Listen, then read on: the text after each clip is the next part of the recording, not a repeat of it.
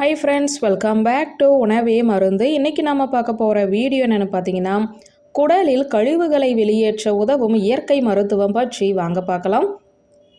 நாம் சாப்பிடும் உணவுகள் மற்றும் நம் சுற்றுச்சூழல் காரணமாக நம் உடலில் பலவிதமான நச்சுக்கள் சேர வாய்ப்புள்ளது. இதனால் நம் உடல் பலவித பிரச்சனைகளை சந்திக்க நேரிடும். அதிலிருந்து நம்மை பாதுகாத்து கொள்வது மிகவும் அவசியம்.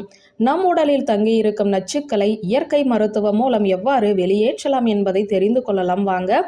நாம் உண்ணும் உணவுகள் கழிவான பிறகு அது சரியாக வெளியேறாமல் உடலில் தேங்கினால் மலச்சிக்கல் முதல் செரிமான கோளாறு வரை ஏராளமான நோய்கள் ஏற்பட அதுவே காரணமாகலாம். அந்த கழிவுகள் அல்லது நச்சுக்களை நாம் அன்றாடம் உண்ணும் உணவுகளை கொண்டே மிக எளிதாக அகற்றிவிடலாம்.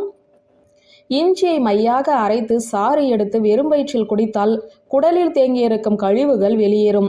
சிலர் காலையில் அருந்தும் டீயில் இஞ்சி சேர்த்து அருந்தி வந்தாலும் அவை உடலை சுத்தமாக்கும். காலையில் கண் விழித்ததும் 1 டம்ளர் வெதுவெதுப்பான நீரில் அரை எலுமிச்சை பழத்தின் சாறுடன் தேன் கலந்து குடித்தால் கழிவுகள் வெளியேறும். இரத்த நாளங்களில் தங்கியிருக்கும் நச்சுக்களும் அகலும். இஞ்சியை தேன் சேர்த்து காய்ச்சி வடிகட்டி தேன் கலந்து குடித்தால் கல்லீரலில் கழிவுகள் சேராமல் இருக்கும். முழு நெல்லிக்காயுடன் சிறு துண்டு இஞ்சி கறிவேப்பிலை சேர்த்து அரைத்து எலுமிச்சை சாறு பிழிந்து வடிகட்டி தேன் கலந்து வெறும் வயிற்றில் குடித்தாலும் மல கழிவுகள் வெளியேறும். வெள்ளைப்பூண்டு நோய் எதிர்ப்பு மண்டலத்தை வலிமையாக்கும். உடலில் தங்கியிருக்கும் நச்சுக்களை முற்றிலுமாக வெளியேற்றும். எனவே நமது அன்றாட உணவில் பூண்டு சேர்த்து கொள்வது நல்லது. கேரட்டுடன் சிறு துண்டு இஞ்சி, 1 சிட்டிகை மஞ்சள் தூள் சேர்த்து அரைத்து எலுமிச்சை சாறு சேர்த்து சிறிது நீர் அல்லது தேங்காய் பால் சேர்த்து கொள்ளலாம். இதை வாரம் 1 நாள் குடித்தால் உடலில் தங்கியிருக்கும் நச்சுக்கள் வெளியேறும். கடுக்காய் நல்லதொரு கழிவகற்றி மட்டுமல்ல, நச்சு அகற்றியும் கூட.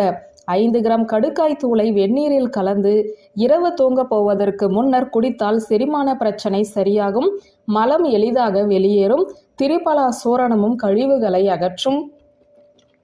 வியூவர்ஸ், இந்த வீடியோ உங்களுக்கு பிடித்திருந்தால் லைக், கமெண்ட், ஷேர் பண்ணுங்க. நன்றி.